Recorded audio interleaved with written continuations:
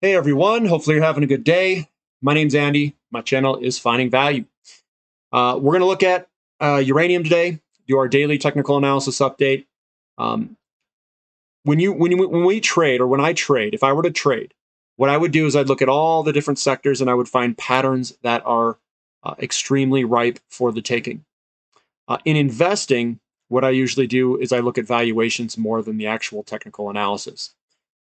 Because I'm looking for something that's undervalued that I can buy over time. And I usually cost average in for a good period of time.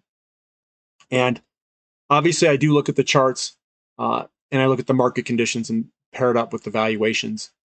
So I usually, like, if I put on trades, I wait for the setup to come to me.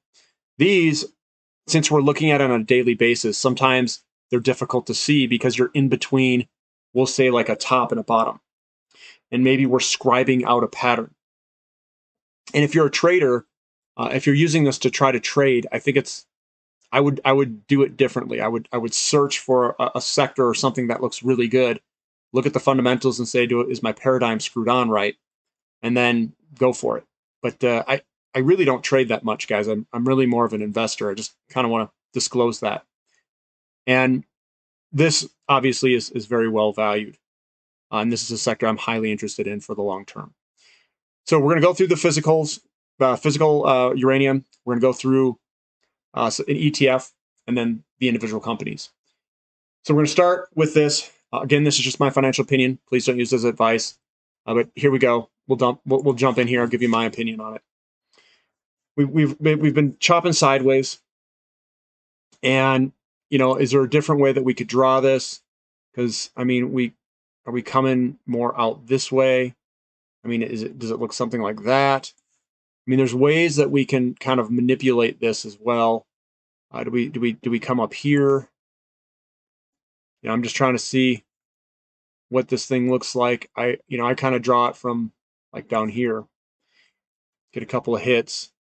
We're kind of coming out, and perhaps it's more like this that we're developing.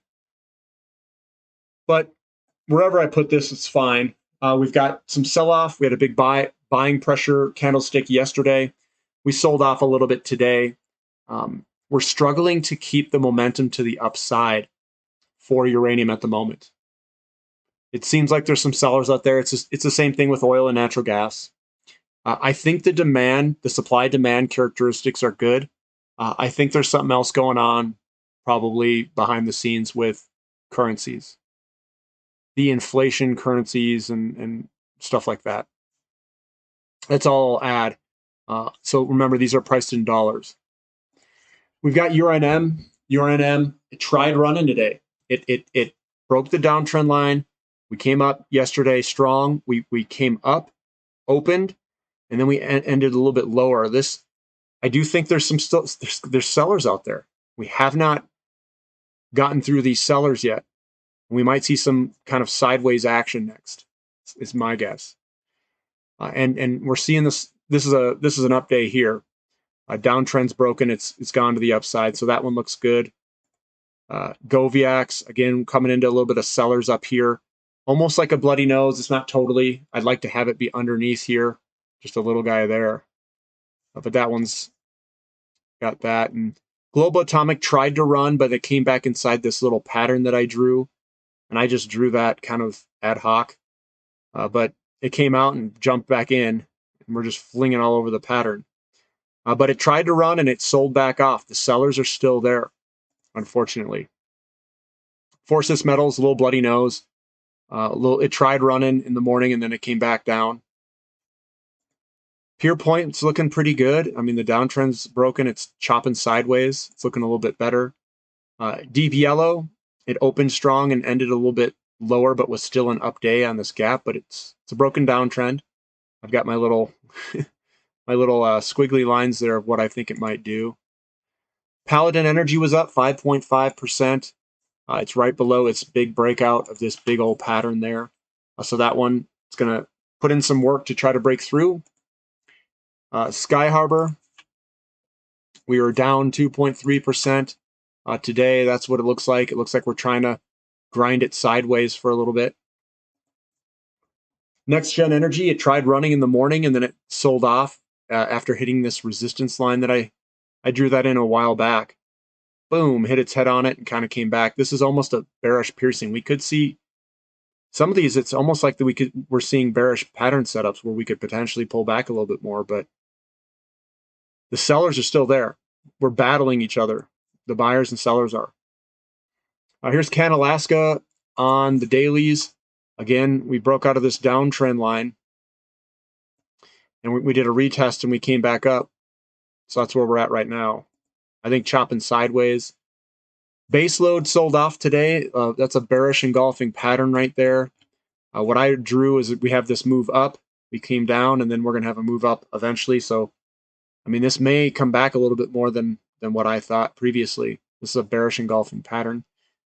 Does it mean that every bearish engulfing pattern is going to have some blowout move to the downside? Not necessarily, but we'll see. Fission 3.0, it tried to run, and it sold back off. And here's my pattern that I drew of what I thought it may do over time. I'm just leaving it in there, basically chopping sideways. And then Fission, the OG Fission, what I've got here,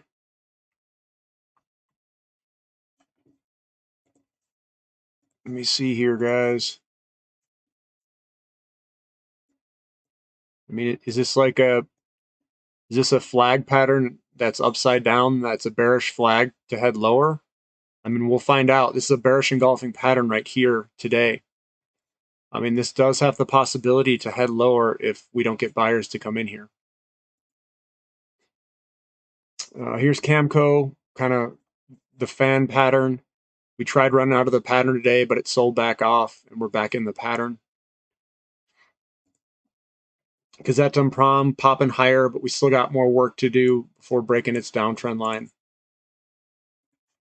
PenMF, we broke this downtrend line. We hit kind of the ties here. We broke through that as well, but we came back within it. Or no, it ended up. Hold on. No, it's below the line still. So we tried breaking up, and then we ended right here. But it was still an up day. Should be a black candlestick. Here's Boss Energy broken out of its squeezing up to the upside, up 3.33%. We've broken the downtrend here, coming up 5.29%, looking pretty good.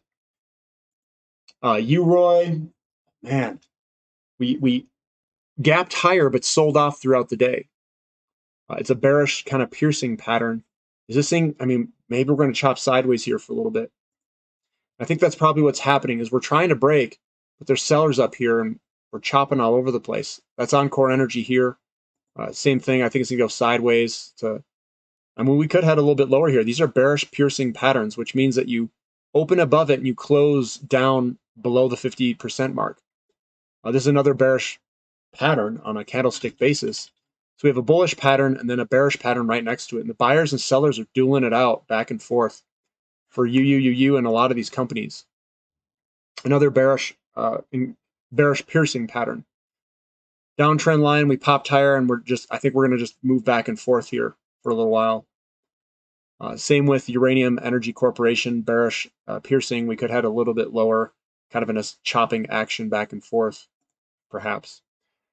LEU has got this big sell-off day here. I don't like buying next to these things. They usually have a lot of momentum. I let them dissipate before I start doing anything. Lightbridge, I mean, we're finding some support here. Let's see if we can hold. Here's ISO Energy. This is what I drew earlier. Maybe something like that as this thing bounces back and forth to work off the downward momentum and the bearishness. This is Appia Rare Earths and Uranium. It's a big move to the downside here. We kind of popped up to do a retest and we came back down. Does this have further downside? I mean, maybe. Tough to say, maybe. And we've got another bearish piercing pattern here, and that's usually bearish to go downward. We had the momentum, we came up, and then we sold back off. The sellers are still there. Here's Blue Sky Uranium coming down, bouncing all over the place here. It ended up 5.22% today. Forum Energy Metals was up 3.37 and it's bouncing sideways in between all of this support resistance line area. Let me just get it in there. Here we go. We're coming back and doing a retest there. So that looks normal. We're doing a return move on all these on the big picture view, guys. If you look at the big picture view, we're doing these return moves. It's pretty normal to do that. Here it is on the dailies for Laramide. And there we go. Coming on down, coming on down. We're trying to break back into this pattern and it sold back off. This is a bearish piercing pattern where we could head potentially lower. And on the very short term, you can notice that how quickly I can change my mind, because when you see these patterns, you can say, okay, we're going to make a staging run at this on the upside, and then the sellers can come in and sell it back off. This is precisely the reason I don't day trade, is because it's incredibly difficult to do this on a short-term time frame. The big picture view, if I mean, just looking at Laramide, this is going to be a representation of basically everything. Here's Laramide here. Downward motion, sideways motion, and we're starting to come back up, and this is our big kind of first big pullback after, I would say, the January 20 time frame. So we're getting our first big pullback here. We do have support at 47 cents, kind of right underneath it. So we'll see if that holds. And what I'm doing is I'm not doing anything. I'm just holding on to my shares, just riding through this. So we're getting thrown all around. The buyers and sellers are battling each other. And I think it may change. The tides may turn next year, January. We might be having people locking in gains, or I don't know what they're doing. But I'm holding on. I'm not doing anything. The big picture view looks good. The valuations look good. Market conditions look excellent. I just looked at real estate and housing starts. I'm releasing a video on that, and those look good as well. So everything looks good. I just, we're in the pullback, and you got to ride through this.